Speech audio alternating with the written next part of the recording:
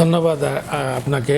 প্রথমত প্রত্যেক মানুষের একটা ভিশন থাকে এবং সেই ভিশনের পিছনে যদি আপনার সততা থাকে এবং আল্লাহর হুকুম থাকে তাইলে এটা সম্ভব। আর যদি আপনার মধ্যে সততা না থাকে আর আল্লাহর হুকুম না হয় এবং মা বাপের দোয়া, ফ্যামিলির সাপোর্ট, বন্ধুবান্ধবের সাপোর্ট সেইটা যদি না থাকে তাইলে এটা আপনাকে পসিবল হয় না।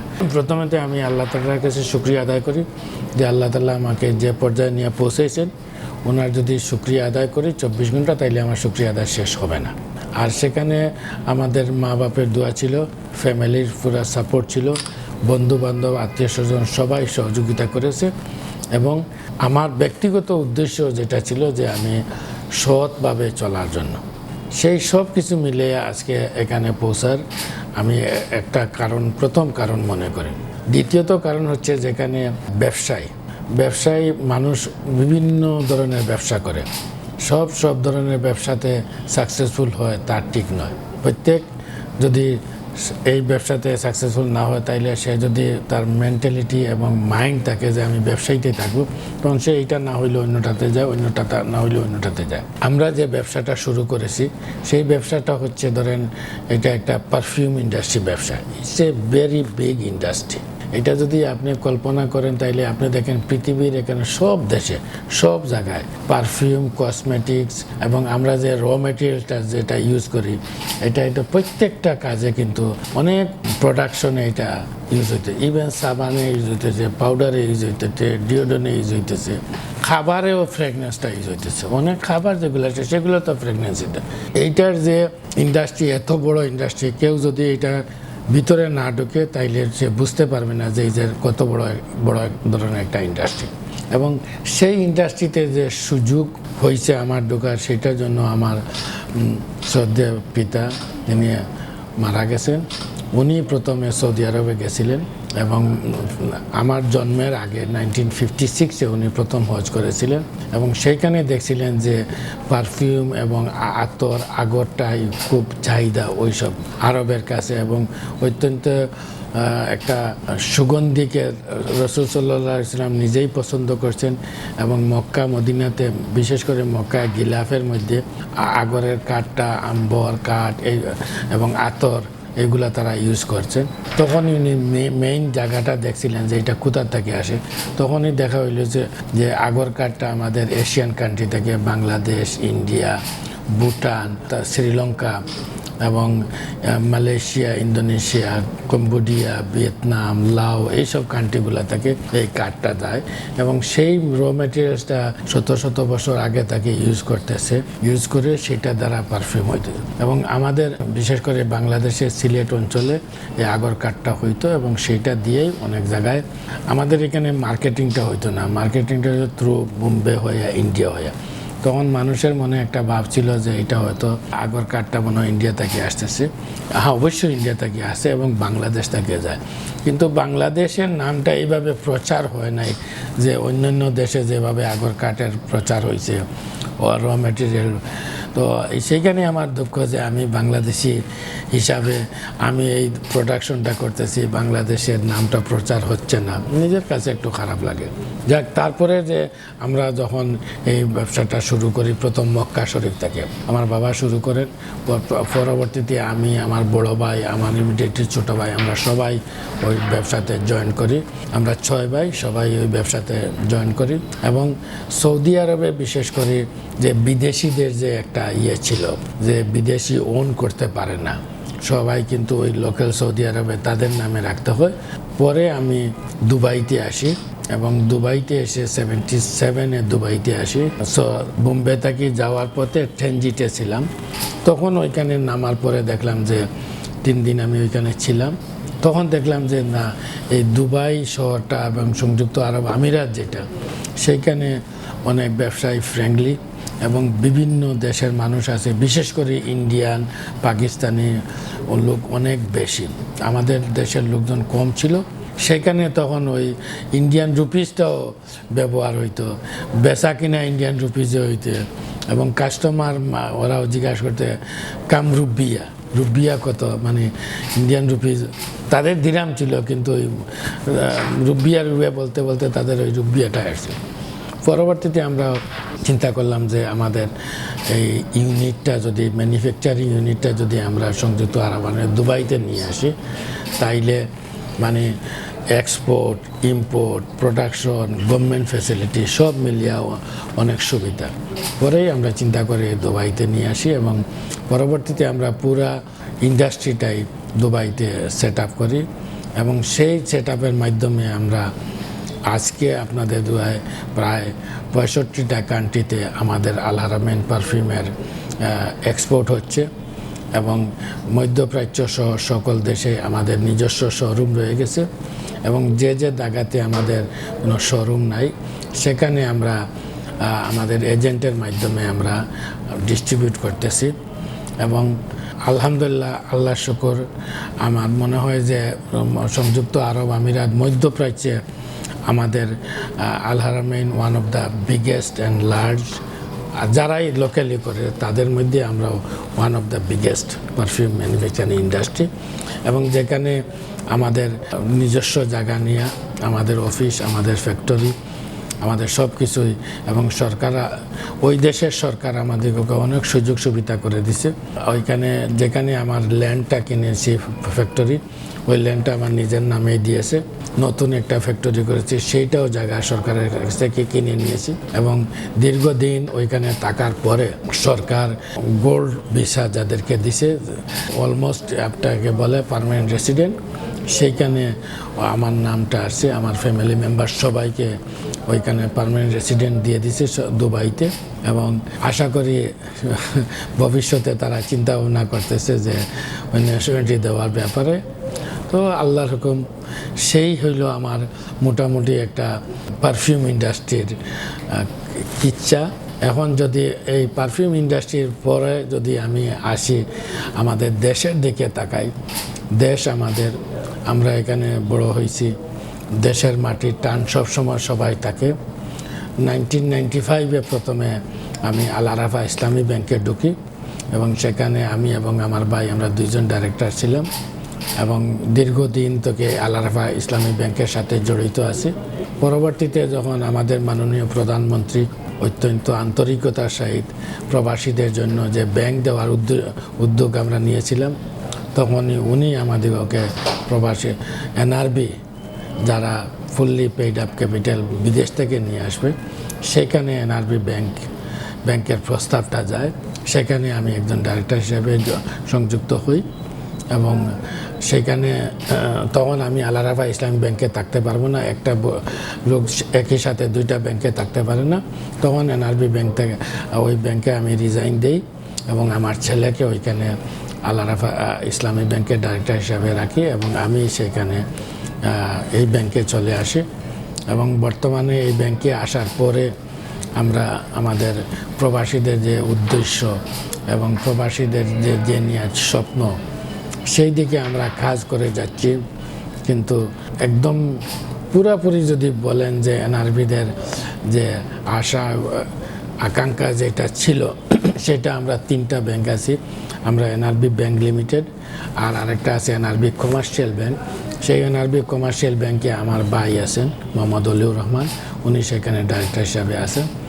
আর আরেকটা ছিল এনআরবি গ্লোবাল ব্যাংক, সেইটা এখন এনআরবি ইসলামী ব্যাংক হয়ে গেছে। এই 3টা ব্যাংকই এনআরবিদের ব্যাংক এবং আমরা কাজ করে যাচ্ছি। সময় লাগবে, তবে আশা করি আমরা এনআরবিদের যদি আমরা শেয়ার মার্কেটে যখন যাই, তাদের জন্য একটা সার্টেন পার্সেন্টেজ আছে, সেইটা আমরা শেয়ার তাদেরকে এইটা দিতে পারবো। এটা ব্যাংকিং সেক্টরে। এছাড়া আমি এশিয়া প্যাসিফিক ইউনিভার্সিটি যেটা, সেটাতে আমি একজন ট্রাস্ট হিসাবে আছি এডুকেশনতে। হেলথ কেয়ারে আমি একটা আল হারামাইন হসপিটাল করেছি, যেটা প্রায় 250 বেডের হসপিটাল সিলেটে। আমি মনে করি সিলেটের one of the best hospital এবং সেটা আলহামদুলিল্লাহ আপনাদের দোয়া রানিং চলতেছে। এই কোভিডের সময় একদিনও একটা মুহূর্তে আমাদের হসপিটাল বন্ধ ছিল না এবং আমরা হসপিটালে প্রত্যেকটা মানুষকে আমরা সেবা দিয়ে যাচ্ছি। ক্যান্সার হসপিটাল আছে বিয়ানীবাজারে, সেইটা তো আমি একজন ট্রাস্টি। আমাদের প্রতিষ্ঠানগুলোর মধ্যে আমরা বাংলাদেশে আমরা আল হারামাইন পারফিউম শোরুম আজকে 2-3 বছর হয়ে গেছে আমরা শুরু করেছি।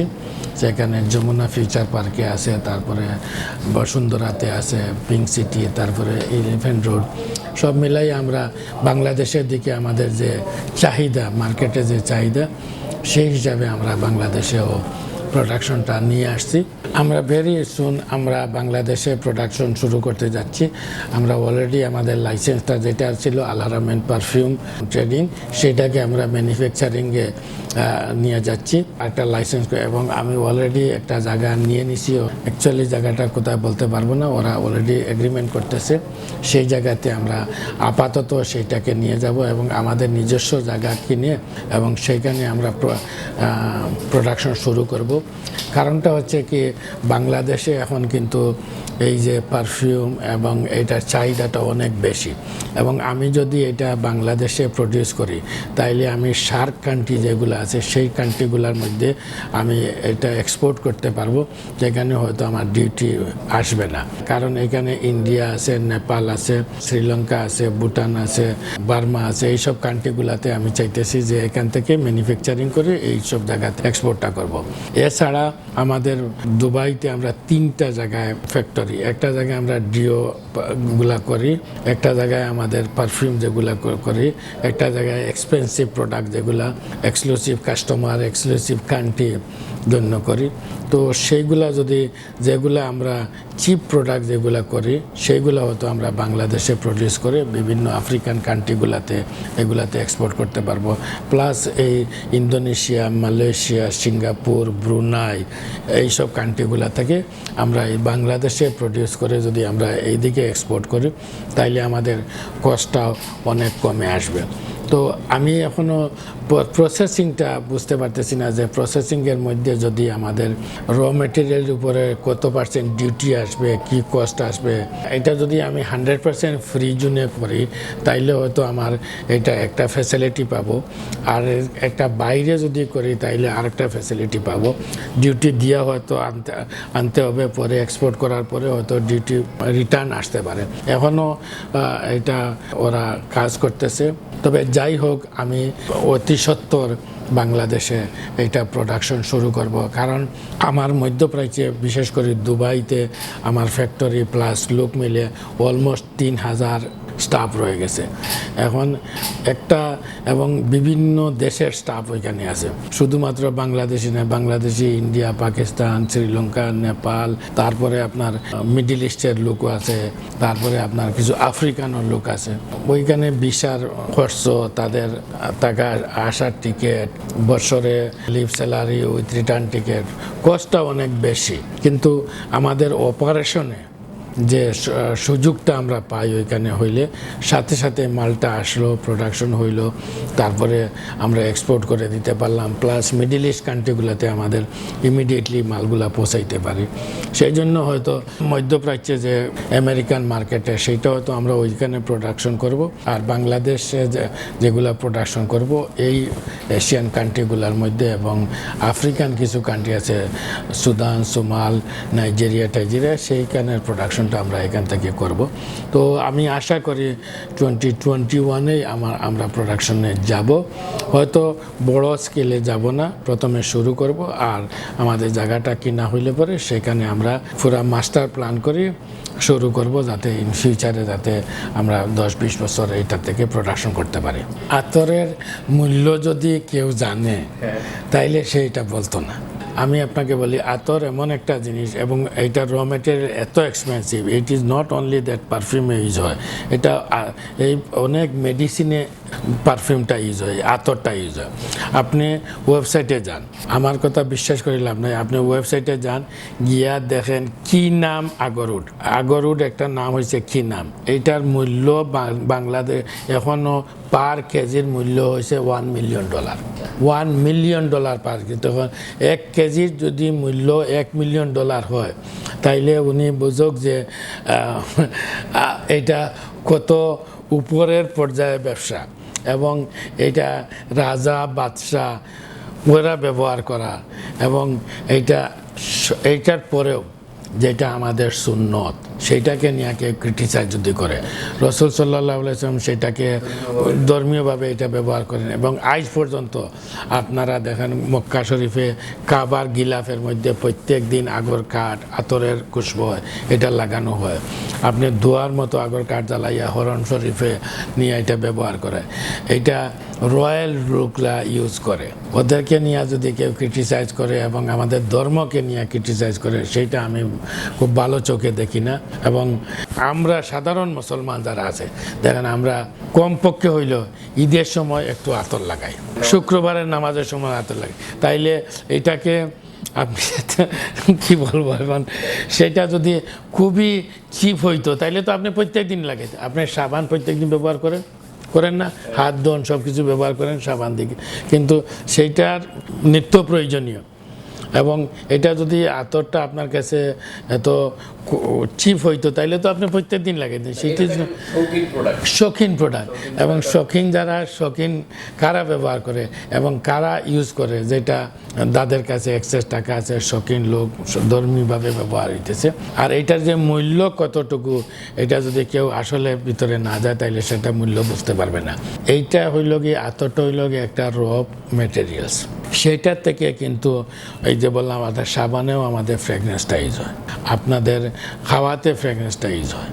তো এই industry is a big industry, এবং এইটাতে বিভিন্ন ধরনের কোয়ালিটি হয়। আমরা শুধু আতর করি না। আপনি আমাদের ওয়েবসাইটে যান, আপনাদের আমাদের এখানে যমুনা ফিউচার পার্কে 2টা বড় শোরুম আছে। আপনাকে অনুরোধ করব, আপনি একটু কাইন্ডলি ওই শোরুমগুলোতে গেলে আপনি বুঝতে পারবেন যে আমরা কি করি। আমরা শুধুমাত্র আতর করি না, আতর করি, পারফিউম করি, ডিও করি, বডি লোশন করি, এয়ার ফ্রেশনার করি, সব ধরনের প্রোডাক্ট আমরা করি, পারফিউম জাতীয় সব। সেখানে না গেলে আপনি ওই যে মানুষের মনে একটা কনসেপ্ট যেটা ছিল যে আতর, আল হারামাইন মনে হয় শুধু নামটা ছিল। আল হারামাইনের নামটা হইল মক্কা এবং মদিনা 2টা শহরকে মিলাইয়া বলা হয় আল হারামাইন। সো আল হারামাইন বলতেই মনে করে যে মানুষ আতর। আমি এগ্রি, আমি আতর থেকে শুরু করেছি। এবং আতরকে যদি আপনি ছোটোভাবে চিন্তা করে দেখেন তাইলে ইট ইজ রং। এইটার ব্যবহার কারা করতেছে, এটার কোয়ালিটি কি, এটার প্রাইস কি, এটা কোন পর্যায়ে গেছে। এবং এই যে রাস্তায় যে কিছু আতর নিয়ে বেছে বা মসজিদ মাদ্রাসা, এইটাতে কেমিক্যাল হইল গিয়ে 99%, আর হয়তো 1 ড্রপ সে র মেটেরিয়াল দিয়া সেটাকে আতর বানায় বিক্রি করে। তাইলে ওই একটা ড্রপের মূল্য কতটুকু, এটা আপনাকে বুঝতে হবে।